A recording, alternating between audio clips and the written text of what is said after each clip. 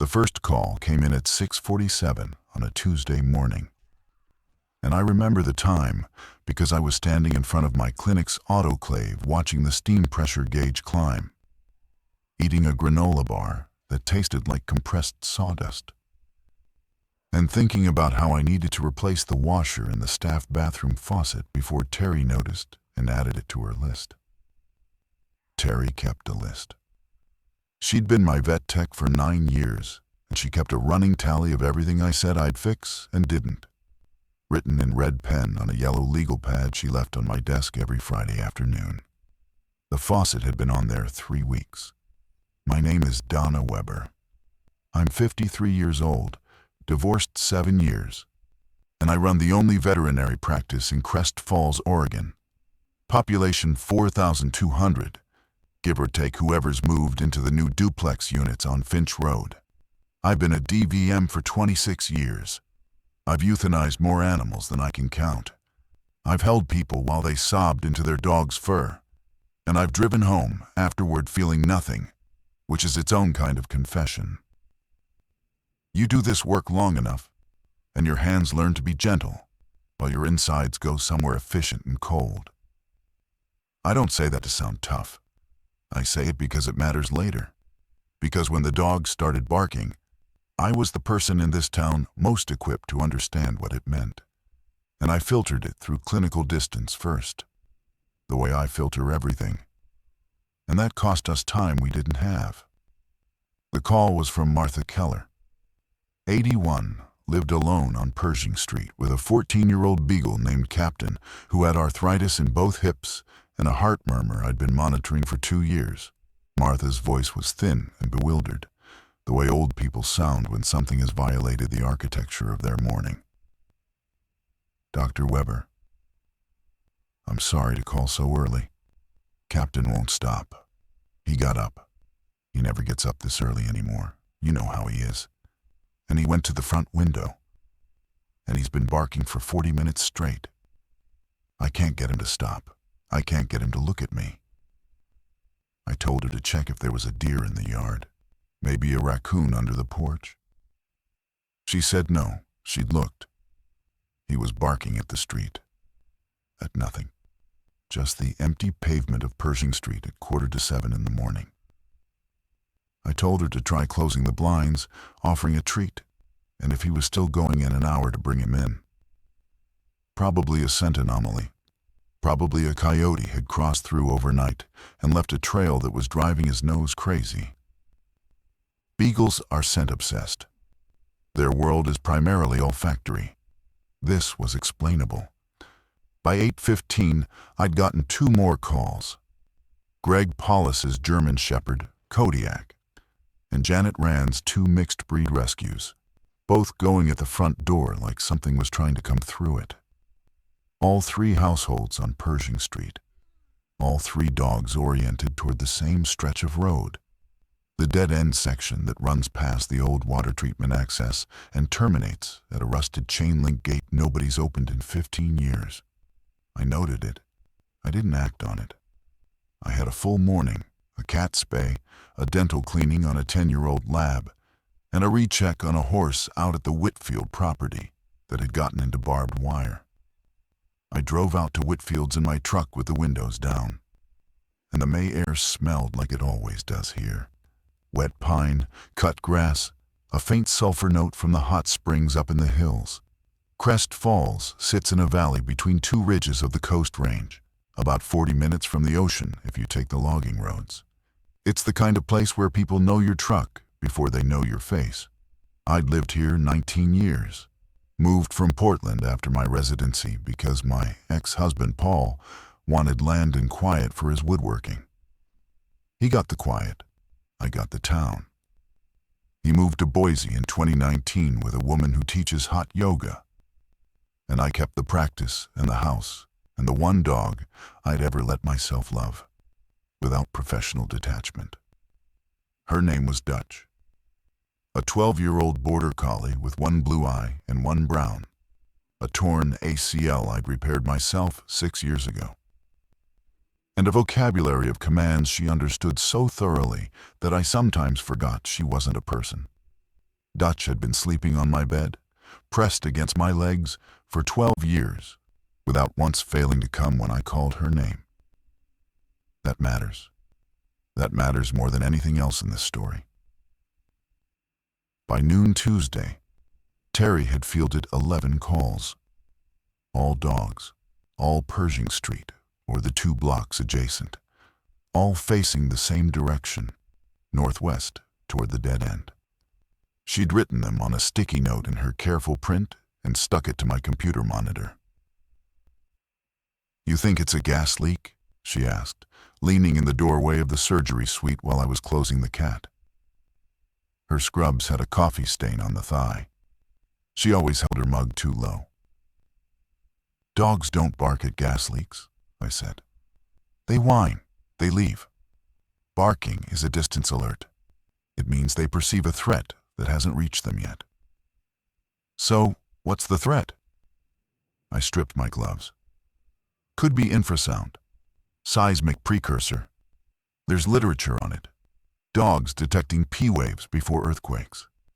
Their hearing range extends to about 65,000 hertz. They pick up frequencies we can't perceive." Terry crossed her arms. "We don't get earthquakes here. We don't get 11 dogs barking at the same empty street either." She waited. Terry always waited when she wanted me to say more. It was her most effective technique. More effective than the legal pad, honestly.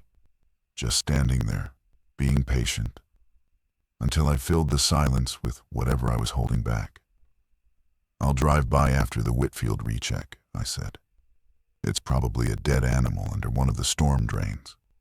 Decomposition produces compounds dogs can detect at parts per trillion.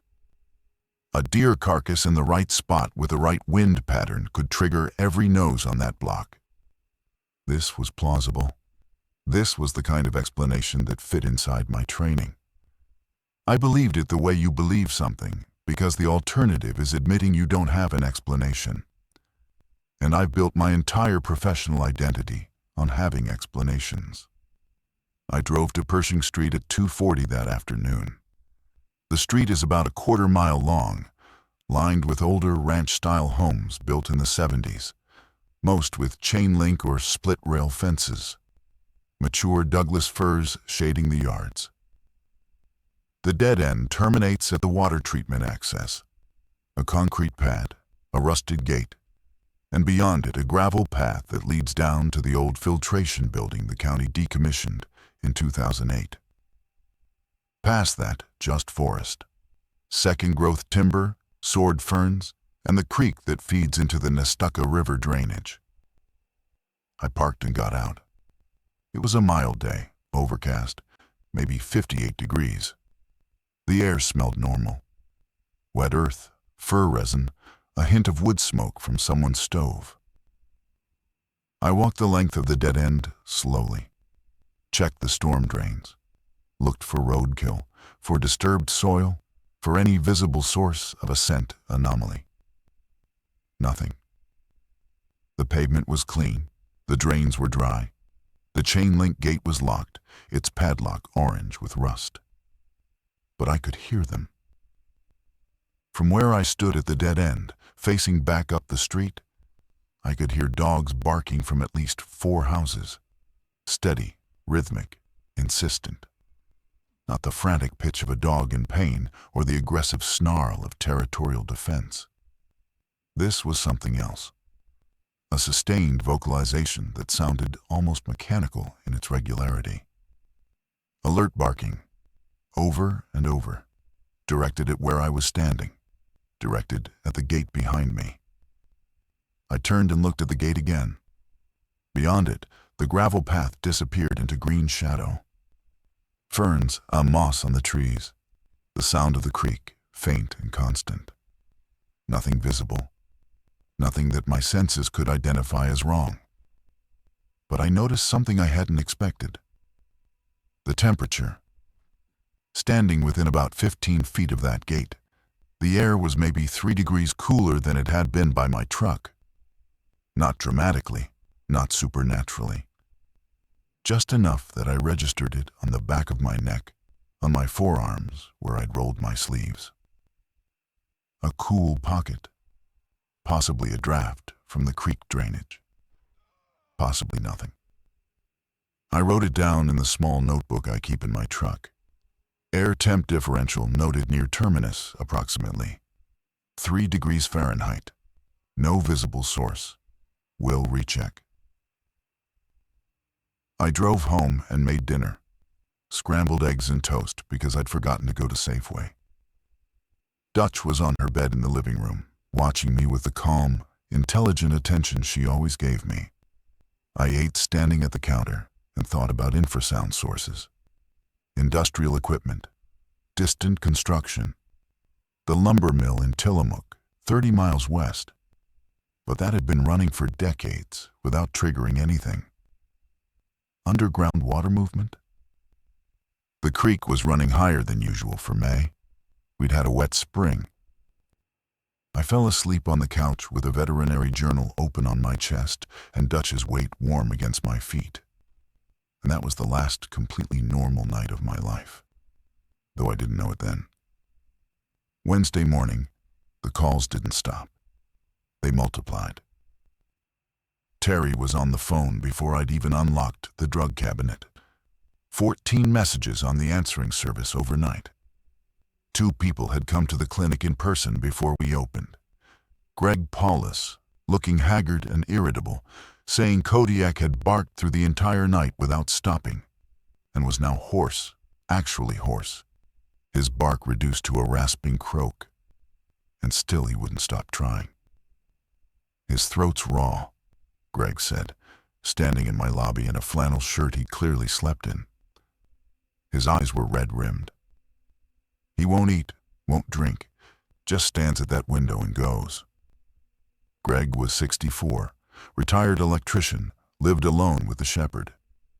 His hands were broad and calloused, kind of hands that had spent decades pulling copper through conduit.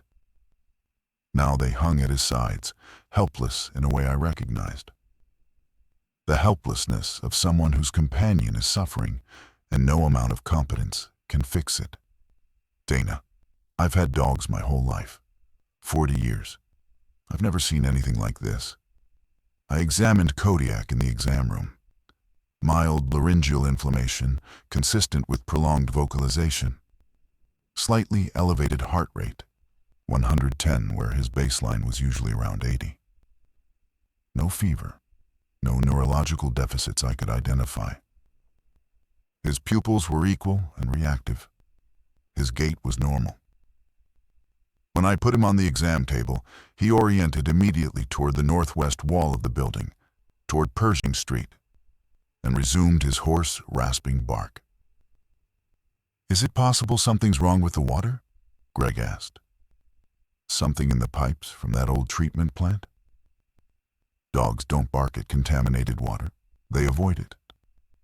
Then what? I didn't have an answer. I gave Kodiak a mild sedative, esomeprazole, 1 milligram per kilogram. Told Greg to keep him hydrated and sent them home. The sedative would take the edge off for a few hours. It was a bandage, not a solution, and I knew it. By 10 o'clock, I'd seen 3 more dogs from the neighborhood, all presenting the same. Sustained alert barking oriented northwest, mild tachycardia, no fever, no apparent pain, no neurological signs. 2 of them, Janet's rescues, had rubbed their muzzles raw against their front door trying to get out.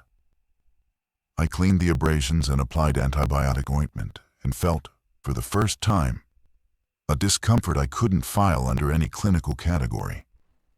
I called Dr. Lyle Moran at Oregon State's College of Veterinary Medicine. Lyle had been 2 years ahead of me in school. A behaviorist now, published, respected. His office line rang 6 times before a voicemail caught it. I left a message describing the situation in careful, neutral terms. Collective vocalization event. Multiple dogs. Sustained over 18+ hours. No identifiable environmental trigger. Requesting consultation. Then I called the county environmental health office. Spoke to a woman named Cheryl who took my information politely and said she'd pass it along to someone who handled air quality and possible industrial emissions. She asked if anyone was sick. I said no, just the dogs. She said they'd look into it. At lunch, Terry brought me a sandwich from the deli and sat across from me at my desk. She was quiet for a while, eating her own sandwich. Then she said, "My sister lives on Oak, 1 block over from Pershing. She said it's not just the dogs on that street anymore.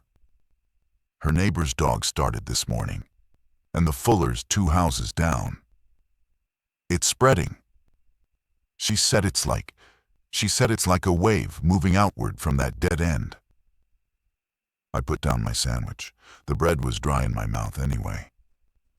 That's consistent with a point source scent or infrasound emission. If the source is at the terminus and it's propagating outward. "Donna." Terry leaned forward. Her sandwich was forgotten, a smear of mustard on her thumb she didn't notice.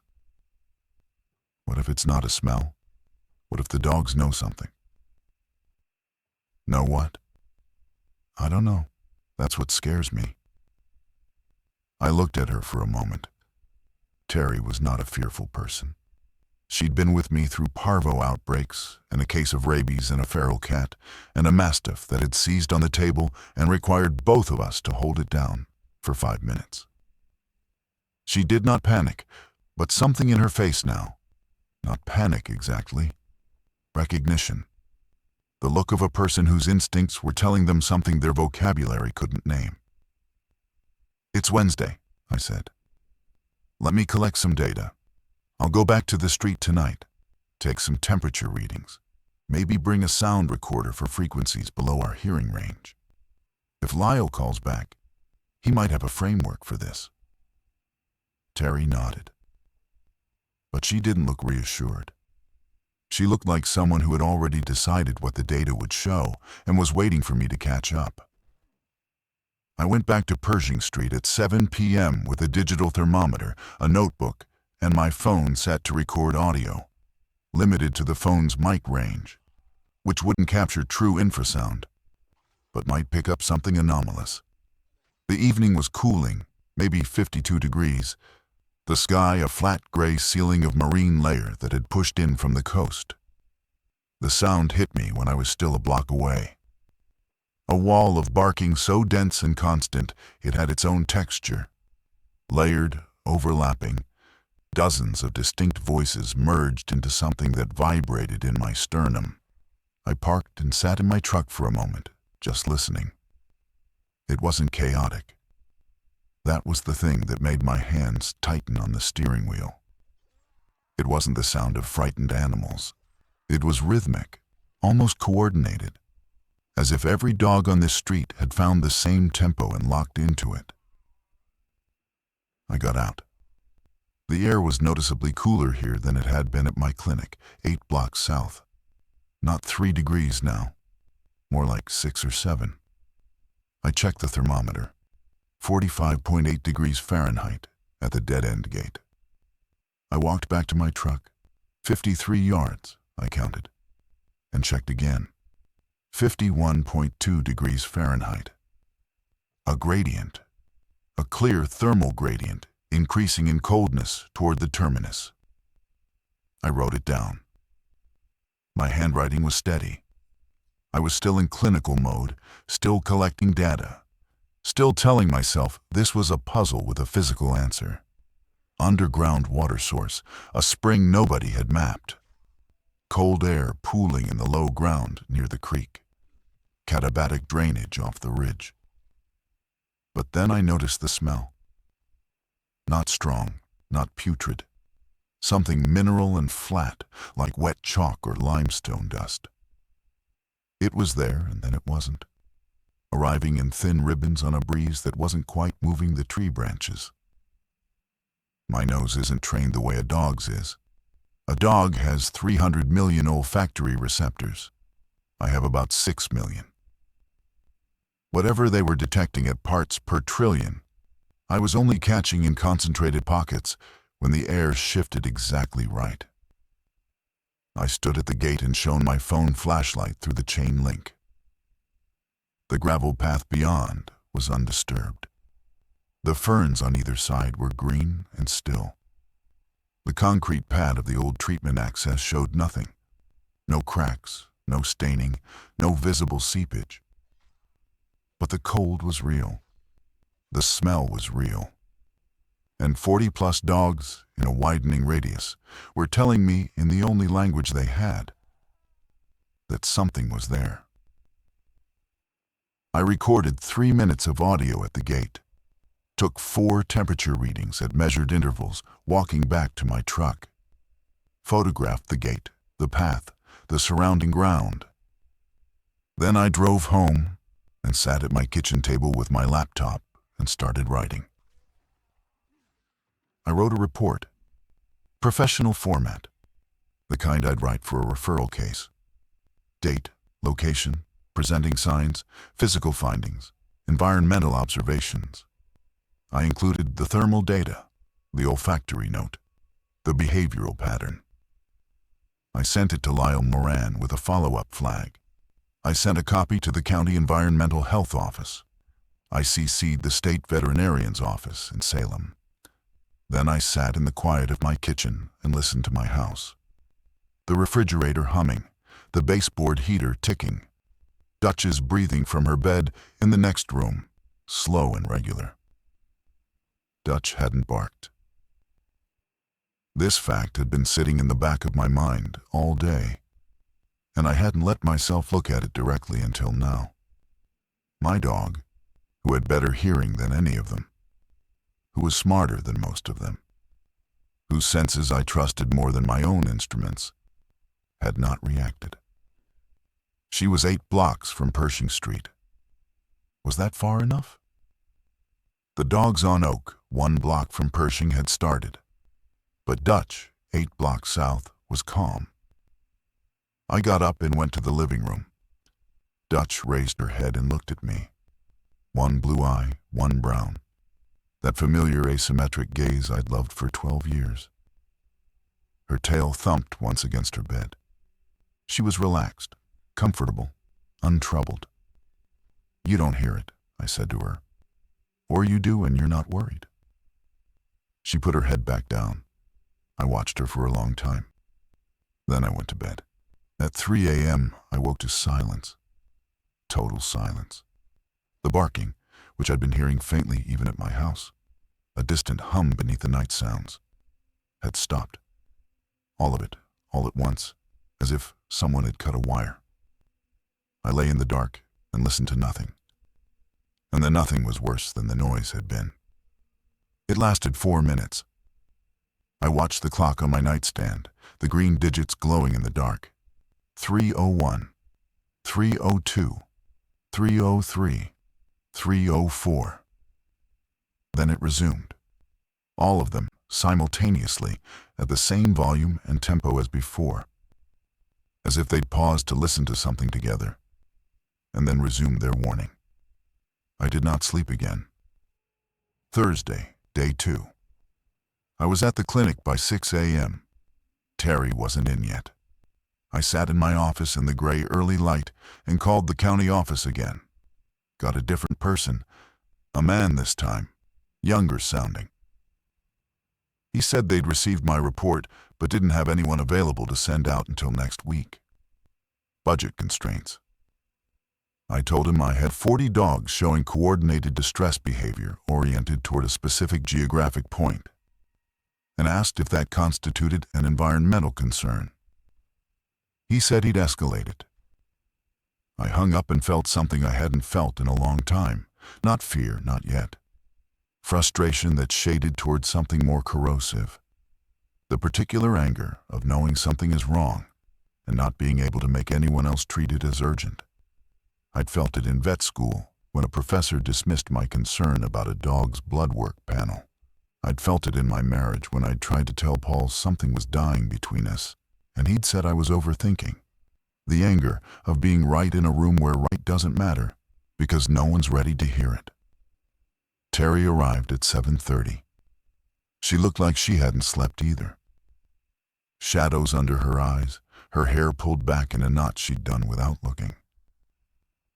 "It's Oak Street now too," she said. "All of it. My sister called me at 4 in the morning, every dog on Oak.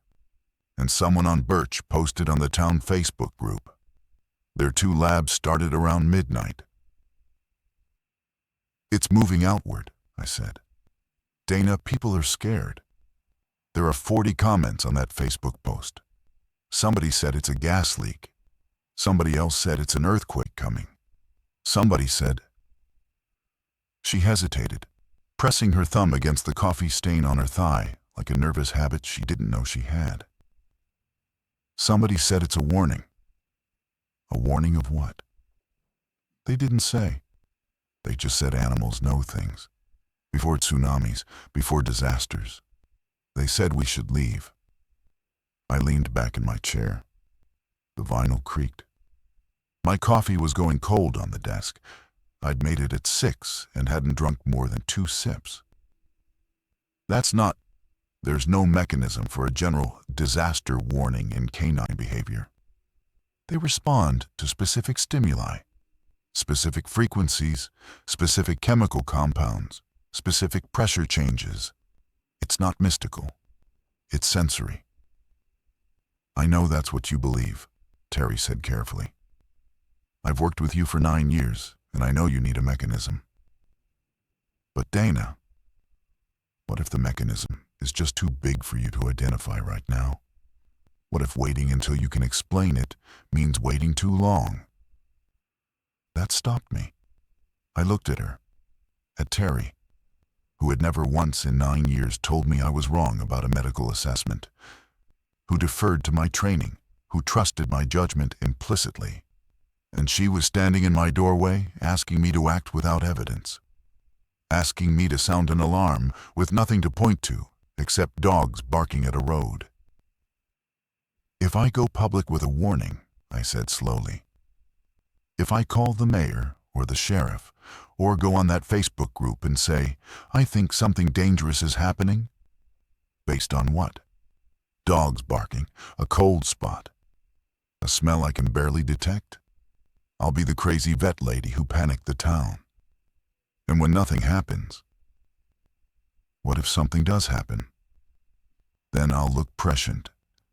But Terry, I've built this practice on being the rational one, the one who doesn't guess, the one who tests and observes and diagnoses based on evidence. If I throw that away, it's not about your practice. It's about my credibility, which is the only tool I have to help this town if something actually is wrong. She stared at me. I stared back. We were at an impasse that wasn't about whether to act. We both felt the wrongness. But about when acting without proof becomes responsibility versus recklessness. I didn't have an answer. I still don't. By noon Thursday, I'd received a call back from Lyle Moran. His voice was interested but measured, the tone of an academic presented with an unusual case study rather than a crisis. "Collective sustained vocalization oriented toward a fixed point," he repeated back to me. "And you've ruled out an obvious sense source. Interesting. Have you considered a pipeline leak? Natural gas extraction facilities can produce infrasound." "There's no pipeline here, Lyle. No extraction. Nearest industrial source is 30 miles away." "Underground geological activity?" I called the USGS automated seismic monitor for our region. No recorded activity. A pause. I could hear him tapping something. A pen, maybe, against the edge of his desk. "Dana, I'll be honest with you. I've read about cases like this in the literature. Pre-seismic animal behavior mostly. But the evidence is largely anecdotal. The studies out of Japan and China are suggestive, but not definitive. I don't have a framework to offer you that's going to satisfy your empirical standards." "What would you do? In my position?" Another pause. Longer. I'd document everything. Timestamps, GPS coordinates, behavioral specifics, environmental readings. If this is a precursor to a seismic event or some kind of environmental release, that data will be valuable after the fact. After the fact. The phrase landed in my chest like something swallowed wrong. And in the meantime, 40 dogs are in distress. The radius is expanding. My town is frightened. You could contact FEMA, Oregon Office of Emergency Management, for dogs barking. I hear you. Look, I'll make some calls. I know a geophysicist at Portland State who does infrasound research. Maybe she can come out with proper equipment. But it won't be today. Maybe Monday. Monday, 5 days from now. I thanked him and hung up and sat with my hands flat on my desk, feeling the laminate surface cool beneath my palms. Monday.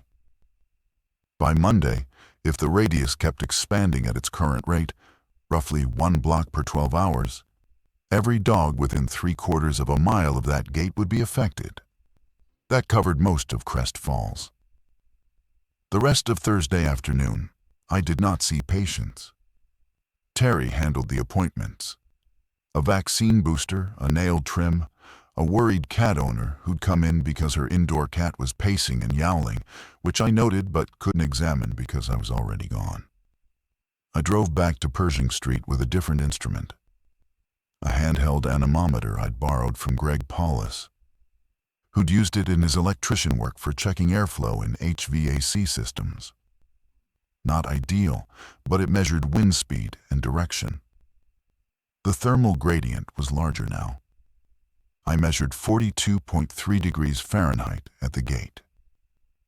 Ambient temperature 2 blocks south was 54.1 degrees Fahrenheit, nearly 12 degrees of differential. The cold was pooling more densely, or the source was intensifying. Hard to tell which without baseline data from before Tuesday. The anemometer showed intermittent airflow from beyond the gate. Gentle, 2 to 3 miles per hour, moving outward from the tree line. But the air coming from that direction was cold, much colder than the ambient forest floor should produce on a 50-degree May afternoon in western Oregon. The smell was stronger.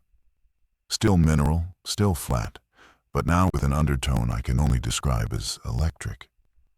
Like the air before a lightning strike, that ozone-adjacent sharpness that makes your sinuses tighten. I could smell it continuously now, not just in pockets. Standing at the gate, it coated the inside of my nose and sat on the back of my tongue like a film. And there was something else. Something I hadn't detected until I stood still long enough and let the barking fade into background noise. A pressure, not auditory, physical. A subtle compression against my eardrums, like descending too fast in an airplane. I swallowed, and my ears popped. But the sensation returned within seconds. Infrasound. I was certain of it now. Something beyond the gate was producing a sub-audible frequency powerful enough to create a physical pressure differential. The dogs weren't just hearing it. They were feeling it. In their chests, in their sinuses, in their bones. I stood there for 11 minutes, recording data, taking notes. And I felt the cold settle into my joints the way it does when you've been standing in a meat locker. My knuckles ached. My breath wasn't quite visible, but nearly. And I realized, standing there in May, in Oregon, in the early afternoon, that I was afraid. Not of a theory, not of a mechanism, of the gate, of what was on the other side of it, of the space between those trees where the gravel path disappeared into shadow that should not have been that dark at 3 o'clock in the afternoon. I've spent 26 years not being afraid of anything I couldn't name and explain. That afternoon, at 2:47 p.m. on a Thursday in May, I was afraid of something I couldn't see, couldn't measure with the tools I had. and couldn't explain in any framework I'd been trained in. I drove home. I locked my door. I sat on my couch with my hands pressed between my knees to stop them from shaking. And Dutch came and put her head on my thigh. And I let her. And I still could not explain it. Thursday night. This is the part I've gone over and over. This is where the sensory layers collapsed into each other. Where sound and smell and cold and pressure all became one thing. One unified signal that I could no longer parse into separate data points. At 9 p.m., the barking was audible from my house. 8 blocks south, windows closed, and I could hear it. A continuous, muffled wall of sound from the north end of town. It wasn't just Pershing and Oak anymore. Terry's sister said Birch and Maple were going now. The radius had expanded 3 blocks in 36 hours. Mathematically, if you drew a circle centered on that gate, every dog within approximately a quarter mile was now in sustained, alert vocalization. I sat in my living room with my laptop open, trying to write up my observations into something coherent enough to send as an urgent follow-up. My hands were still cold from the afternoon. The mineral taste was still in my mouth. I'd brushed my teeth twice and drunk 3 glasses of water, and it wouldn't leave. It had followed me home, or it had expanded to reach me. My phone buzzed. A text from Ed Carmichael, our sheriff. We weren't friends, but we'd served together on the town's volunteer emergency committee after the ice storm in 2021. He was a decent man, careful, slow to act, uncomfortable with ambiguity. His text was simple. Dana, you hearing this? Any ideas? Getting calls. I typed back. I've been documenting. Possible infrasound source at the dead-end terminus on Pershing. Have a call into OSU and the state vet. No confirmed explanation yet. His response. People are asking if they should be worried. I stared at that text for a full minute. People are asking if they should be worried. The answer my training gave me was, there's no confirmed hazard, so there's no basis for alarm. The answer my body gave me, the body that had stood at that gate and felt the cold and the pressure and the wrongness, was different. Those 2 answers sat inside me like oil and water, refusing to mix. I typed, I think they should pay attention. I think this is unusual enough to take seriously. But I can't tell them what to prepare for because I don't know what's causing it. He sent back a thumbs up emoji. That was it, a thumbs up. That was the sum total of our town's official response to what was coming. At 10:30, I tried calling my daughter, Megan. She's 26, lives in Seattle, works for a software company whose name I can never remember. Something with sync in it, or spark. One of those words that means nothing outside of tech marketing. We talk maybe once a month. Polite, brief, careful conversations that skirt around the fact that she hasn't forgiven me for the divorce, or for the years before it when I was present in body and gone in everything else. She chose Paul. Not officially, not legally, but emotionally. She gravitates toward warmth. And I have spent most of her life being precise instead of warm. She calls him every Sunday. She calls me when she remembers or when guilt nudges her. And I've learned not to count the days between. Her phone rang 4 times and went to voicemail. Her voice recorded in bright. Hey, it's Megan. Leave a message. I almost hung up. Almost. But something. The cold I could still feel in my knuckles, the pressure I could still feel behind my ears, the sound of 40, 50, 60 dogs telling me in the only language they had that something was approaching, made me stay on the line. Meg, it's Mom. I know it's late. I wanted to hear your voice. Something strange is happening in town, and I'm probably overreacting. You know me. A pause. I was pressing the phone too hard against my ear. But I wanted to tell you. I stopped. What did I want to tell her? That I was afraid? That I was sorry? That I should have been softer? Should have looked up from the charts and the lab work and the clinical distance, and actually been there when she was 15, and needed me to be a person instead of a professional. I just wanted to say I love you, that's all. Call me back when you can, whenever. I'll be up. I hung up. I sat in the dark living room, phone in my lap, listening to the barking and the sound of my own breathing, and the absence of my daughter's voice. The clock on the wall ticked. The refrigerator cycled on with a shudder. Somewhere north of me, dogs were screaming at something only they could perceive, and my daughter was in Seattle in her apartment, probably looking at her phone and deciding not to call back tonight. And both of those things felt like the same kind of distance. At 11:15 p.m., Dutch stood up. I noticed because she hadn't moved from her bed since dinner. 12 years old, arthritic knee.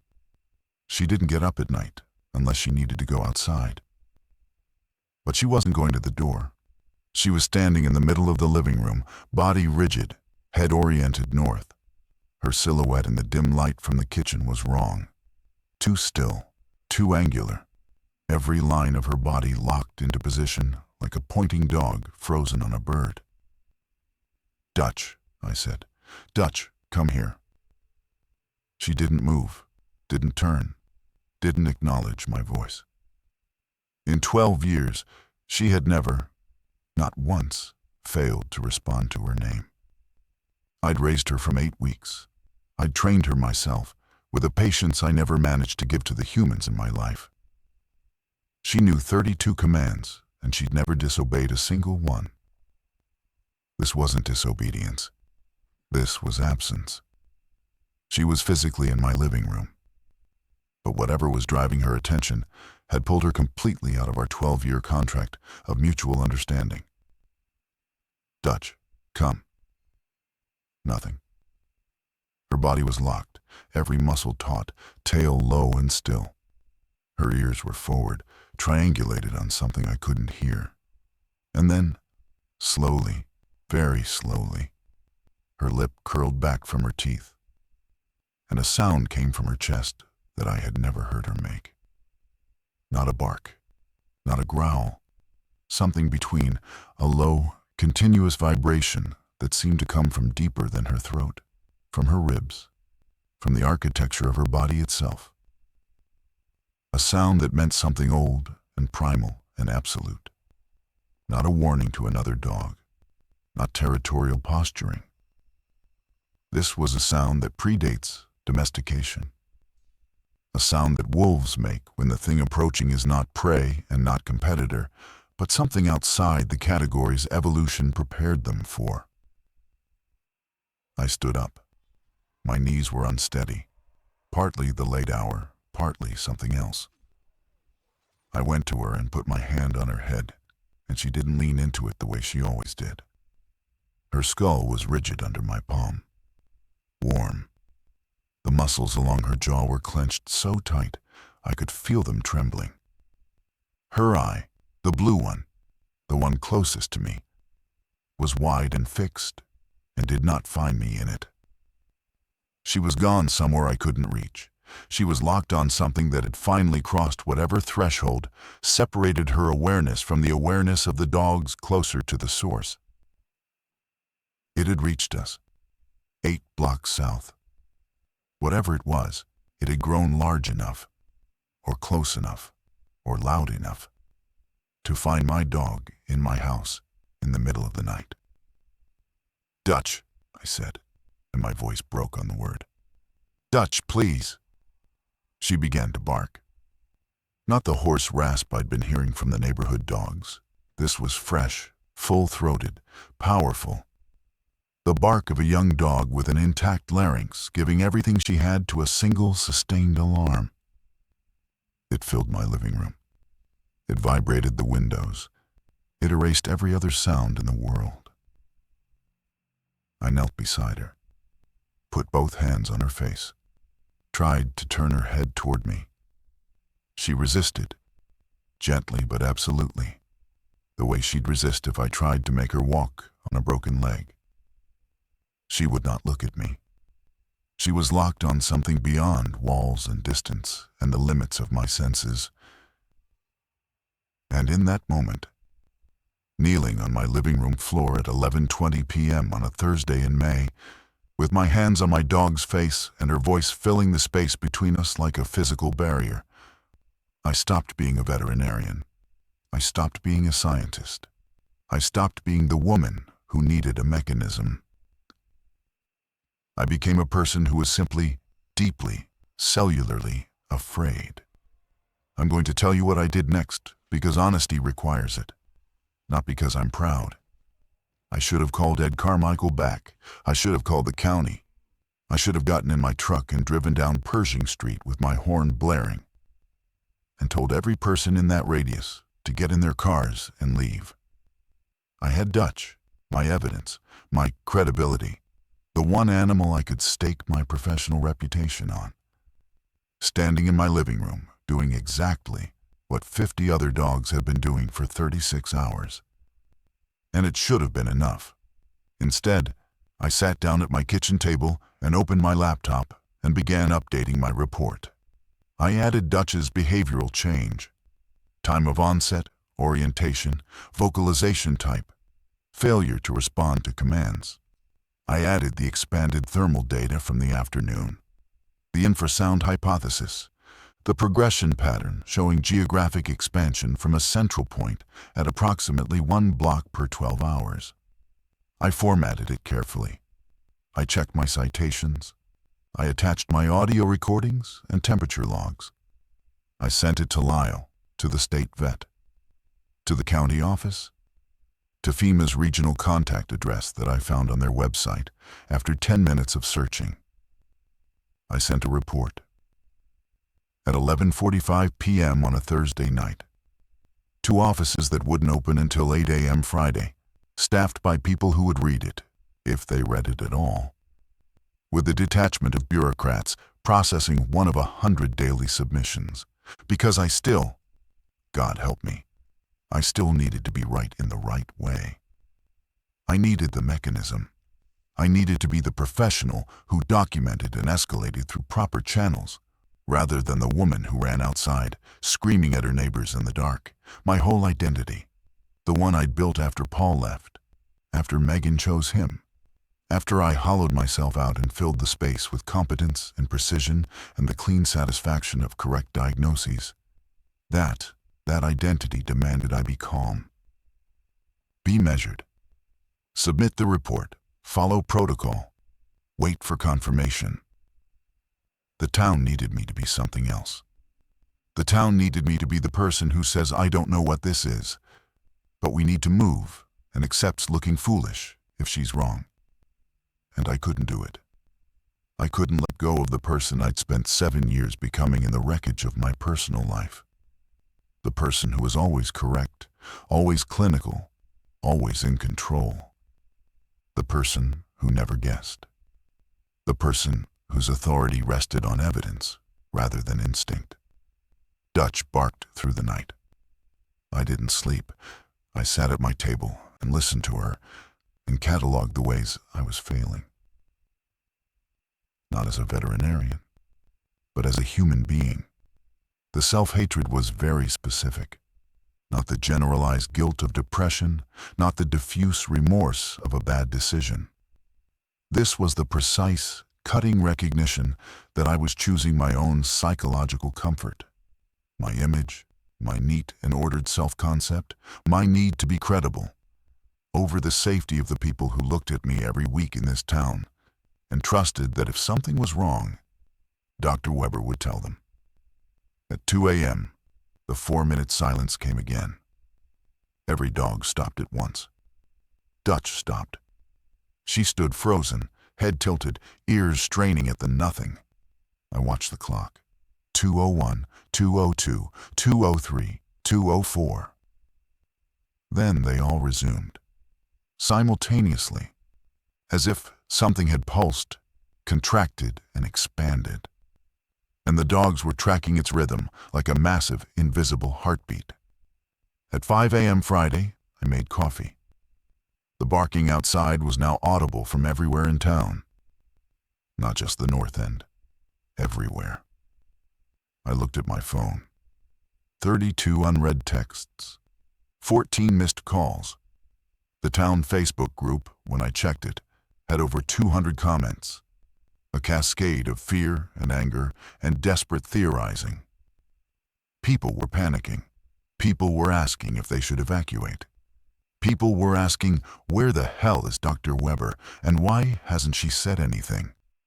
I had one response from my reports. An auto reply from FEMA confirming receipt. At 5:30 a.m. Friday, I did what I should have done 12 hours earlier. I called Ed Carmichael. Ed, it's Dana. I think we need to tell people to leave. Based on what? His voice was thick, not with sleep, I realized, but with strain. He'd been awake too, probably fielding calls all night from the same people who'd been calling me. Based on... And here I paused, because the sentence I was about to say was one I had never said in my professional life. One that contradicted everything I'd built my authority on. One that felt like stepping off a cliff with no guarantee of ground below, based on the fact that I don't know what this is. And that frightens me. And when something frightens me without explanation, it means the explanation is bigger than my tools. Silence on the line. I could hear his breathing, could hear in the background a dog barking. His dog, probably. A black lab named Hank he'd adopted from my clinic 3 years ago. You're telling me to evacuate the town because dogs are barking? I'm telling you that something is producing infrasound and temperature anomalies from a fixed geographic point, and it's intensifying on a measurable curve.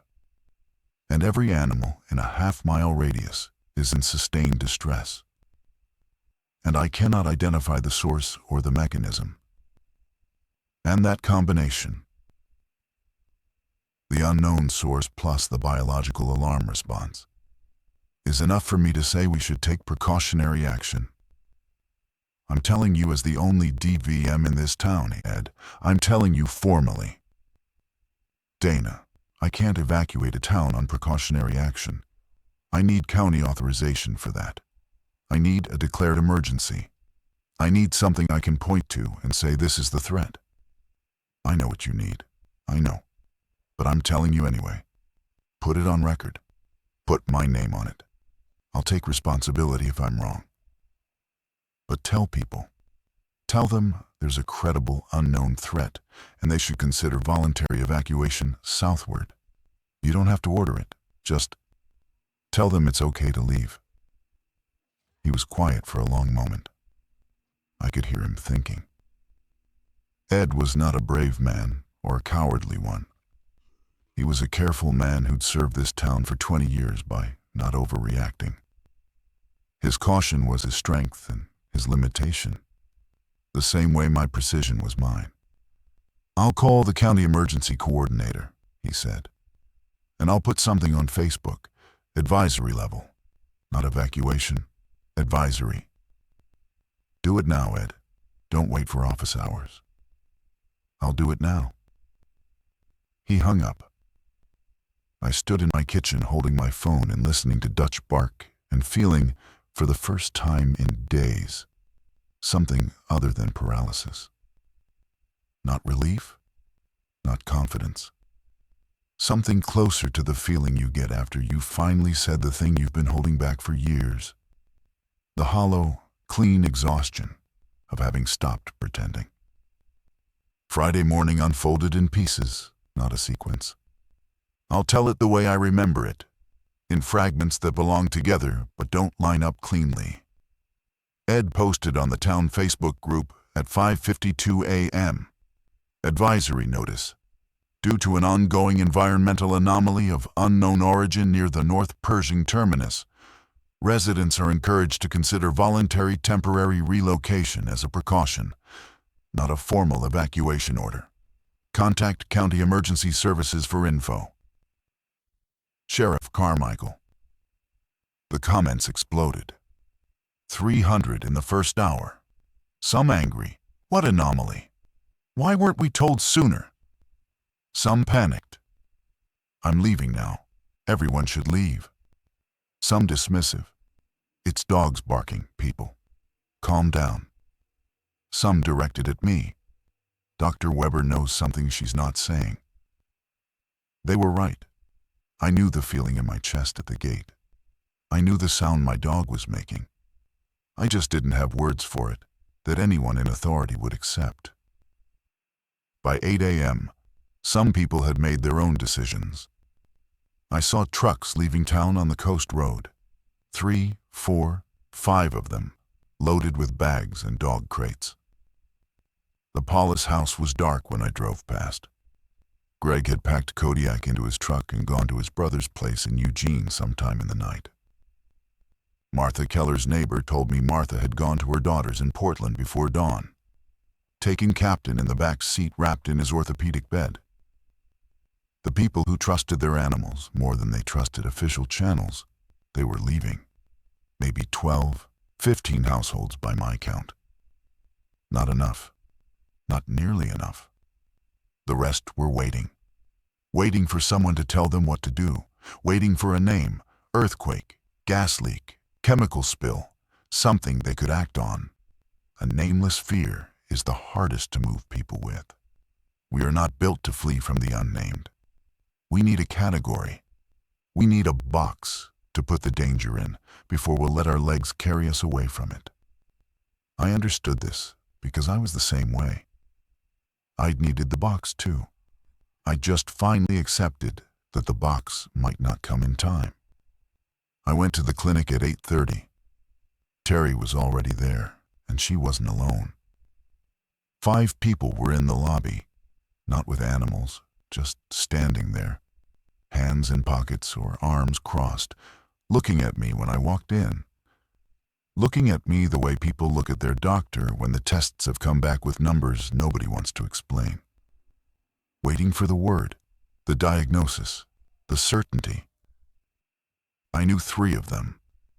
Margaret Owen from the hardware store, Dale Fisk, who taught 8th grade at the middle school, Ray Compton, who'd farmed the south end of the valley for 30 years and had 3 blue-tick coonhounds, who were probably all going right now. The other 2 I didn't recognize. People from Finch Road, maybe. The newer residents who didn't come to the clinic. I don't know what it is, I told them. Told all of them, standing in my lobby in my fleece jacket with my car keys still in my hand and Dutch's collar mark still on my palm where I'd gripped it too tight on the walk to the truck. I've reported it to every agency I can think of. Nobody is coming today. I personally, speaking as myself, not as any official, I personally would consider leaving town until this is identified. That's my personal recommendation. I cannot tell you what you're leaving from. I can only tell you that I don't know what it is. And the animals are telling us something I can't translate. And in 26 years of veterinary medicine, I've never seen animals lie about danger. They stared at me. Dale nodded slowly. Margaret was already pulling her keys from her purse. Ray stood with his jaw working, the way men of his generation do when they're processing something that doesn't fit their model of how the world operates. One woman, the one I didn't recognize, early 30s, dark hair pulled back, a baby on her hip that couldn't have been more than 6 months old, said, "But if it's nothing, then you'll come back on Monday and everything will be fine, and I'll have lost my credibility, and you'll have lost a weekend. I can live with that.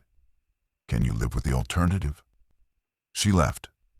4 of the 5 left. Ray Compton stayed, leaning against the reception counter, watching me with an expression I couldn't read. "You scared, Doc?" he asked. "Yes." He nodded, like that was the answer he'd needed. Not the explanation, not the mechanism, just the admission. "My dogs won't get in the truck," he said. "They won't leave the house. They're facing north and they won't move." I hadn't considered that. The dogs closest to the source, the ones who'd been going longest, might refuse to leave. Might be locked into their alert the way Dutch had been locked. "Sedation," I said. "Acepromazine. I can give you enough for 3 dogs. 1 milligram per kilogram of body weight. It'll calm them enough to move them." He nodded again. I went to the drug cabinet and measured out doses for 3 dogs at approximately 60 pounds each. Drew them into labeled syringes. Gave Ray instructions on intramuscular injection. Thigh muscle, quick stick, firm pressure after. He took them with steady hands and walked out without another word. Terry was watching me from behind the reception desk. "You're leaving," she said. Not a question. "I'm leaving. And you should too. Go get your sister. Go south. Lincoln City, Newport, I don't care where. Just go." "What about the clinic? The animals boarding in the back?" I'd forgotten. 2 cats and a recovering post-op poodle in the boarding ward. I couldn't leave them. I went to the back, loaded them into carriers, and the poodle into a crate. Stacked them all in the back of my truck next to Dutch.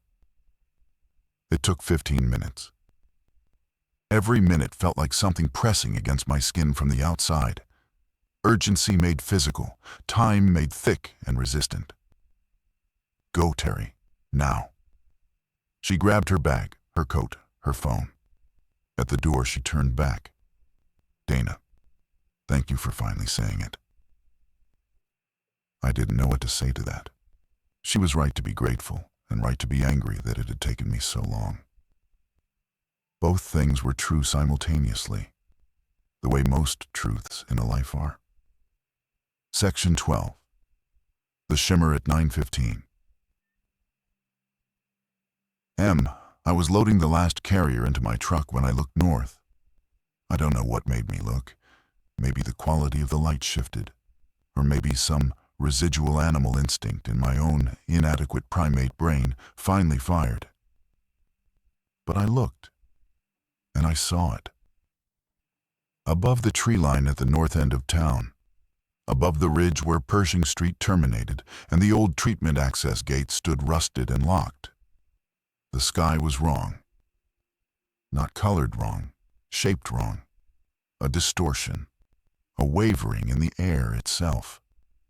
Like heat shimmer above blacktop in August, but vertical, and in a place where no heat source existed. A column of displaced light, refracting and bending, visible against the gray overcast, the way a crack is visible in ice.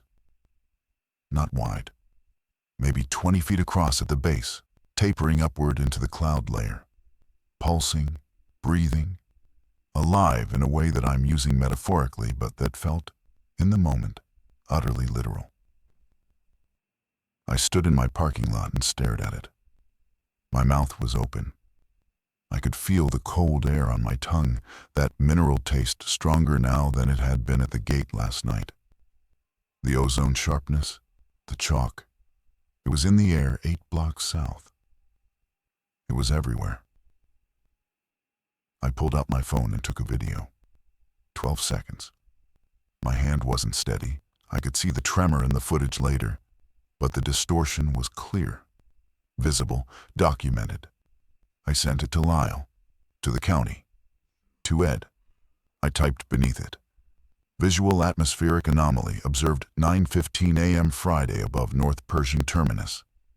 Refractive distortion consistent with extreme thermal differential or unknown optical phenomenon. Expanding. Visible from 8 blocks south. I am formally recommending precautionary evacuation of Crest Falls pending investigation. I understand I have no authority to order this. I am documenting this recommendation for the record." Then I sent one more message. To Megan. Just the video. And 3 words. Please call me. I got in my truck. Dutch was on the back seat, still barking, hoarser now, her voice cracking on every 3rd or 4th repetition, still facing north through the rear window. The cats were yowling in their carriers. The poodle was pressed flat against the bottom of her crate, silent, ears pinned. I put the truck in gear and drove south. On the coast road, heading south toward Lincoln City, I passed 6 other vehicles going the same direction. The Fullers' white Suburban. Janet Rand with her 2 rescues in crates in her truck bed. Dale Fisk's Honda with his wife in the passenger seat, and what looked like everything they could grab stacked in the back. People I recognized. People who had listened. Others I didn't know. Cars with dog crates visible, with hastily packed bags, with the particular velocity of people who have decided to leave and are no longer looking back. Not enough people, I knew that. Most of Crest Falls was still behind me, still waiting for the name, the official order, the mechanism, still standing in their yards, looking at the shimmer and trying to fit it into a box their minds could manage. I had done everything I could. I had to believe that because the alternative, that I could have done more, sooner, louder, was a weight I would carry regardless, but could not carry right now, and still drive. The fog was rolling in from the Pacific, thick, gray, heavy with salt. It softened the edges of the road, turned the trees into silhouettes.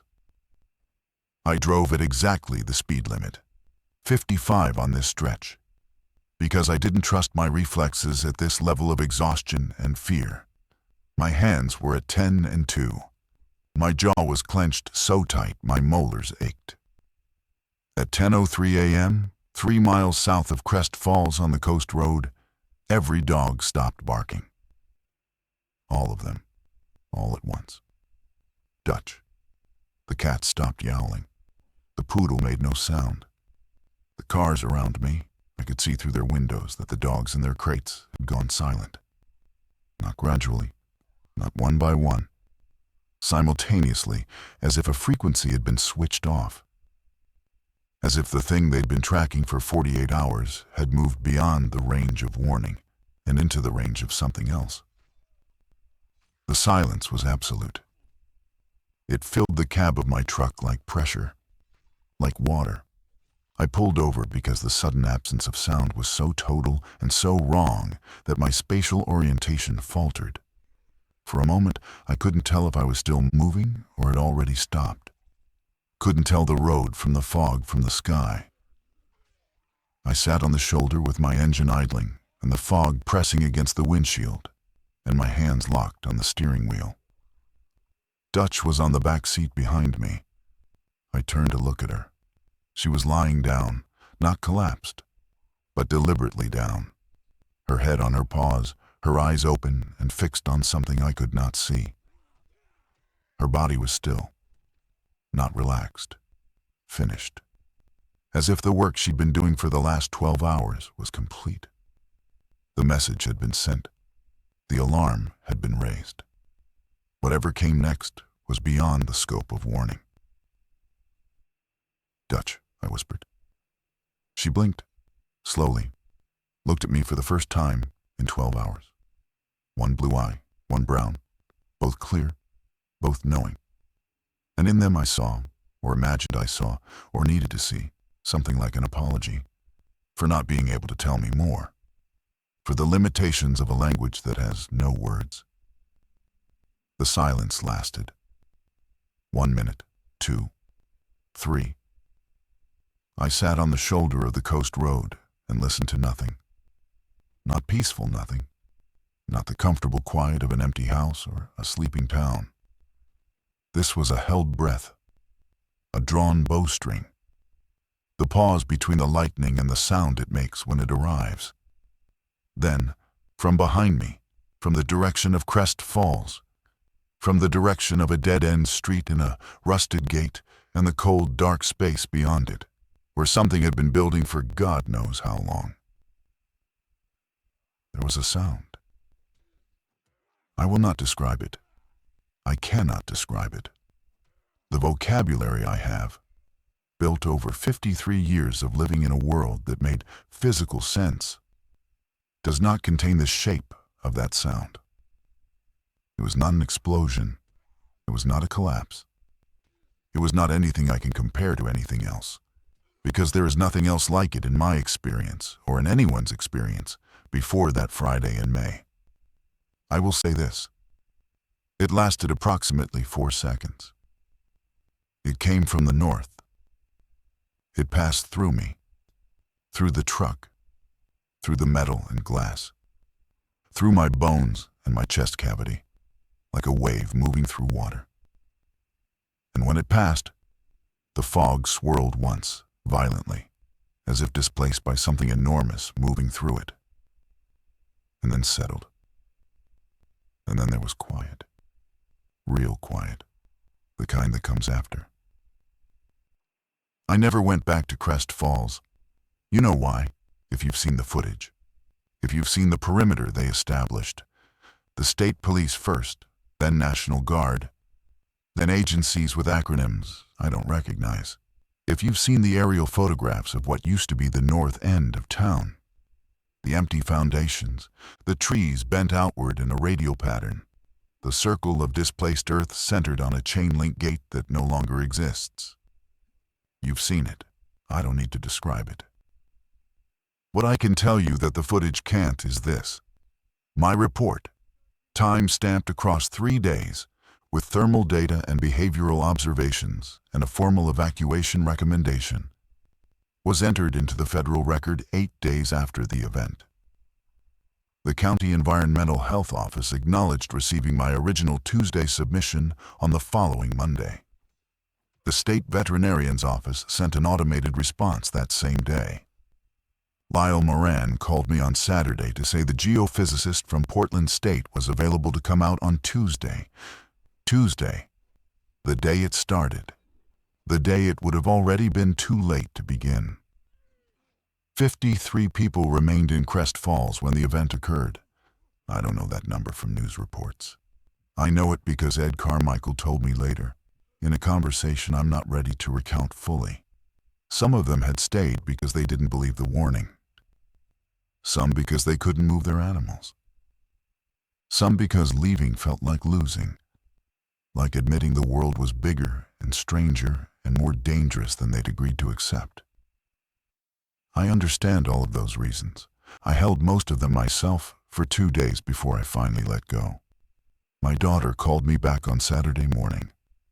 I was in a motel room in Newport, a place with thin walls and a parking lot full of other evacuees' vehicles, dogs in crates and truck beds, the sound of people making calls to insurance companies and relatives and voices that couldn't help. Dutch was on the bed beside me, sleeping for the first time in 2 days, her ribs rising and falling under my palm in the slow rhythm of an animal who has finally been released from duty. Megan's voice came through the phone and she said, Mom, I got your voicemail. I saw the news. Are you okay? Where are you? Newport, I said. I'm in Newport, I'm okay. Dutch is okay. I'm coming to get you. I'm coming right now. I'm already in the car. Meg, you don't have to. Mom, I'm coming. I didn't argue. I sat on the edge of the motel bed with the phone against my ear and my hand on my dog's ribs, and I let my daughter drive toward me. 3 hours from Seattle to Newport if she took I-5 to the Coast Highway. 3 hours of her choosing to close the distance I'd spent years letting grow. I didn't deserve it, but I accepted it the way you accept water when you've been in the desert. Without pride, without negotiation, without the clinical detachment I'd used for years to convince myself I didn't need anything I couldn't diagnose. I love you, I said. I should have said that more. I should have said it differently. I should have. I know, Mom, I know. Just stay where you are. Dutch sighed in her sleep. I put my forehead against her shoulder and breathed in the smell of her. Warm fur, the faint antiseptic from the clinic, the particular musk of a dog who has worked hard and earned her rest. Outside, the Oregon coast was doing what it always does.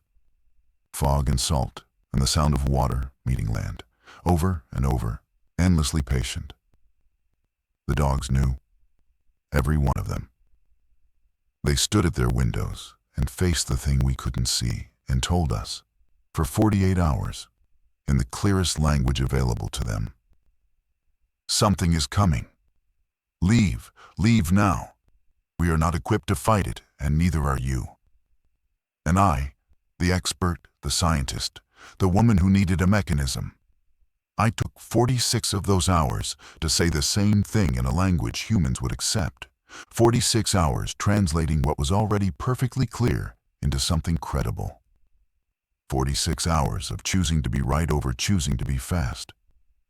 I'll carry that. I carry it now, every day, in the space between my clinical mind and whatever lives beneath it. The space where Dutch's bark still echoes. The space where my daughter's voice says I'm coming and means it. The space where the unnamed thing that took the north end of my town still exists without a box to hold it. Unexplained, unmeasured, uncontained by any framework I was trained to trust. Some things don't need a mechanism to be real. The dogs always knew that. It took me 2 days to learn it.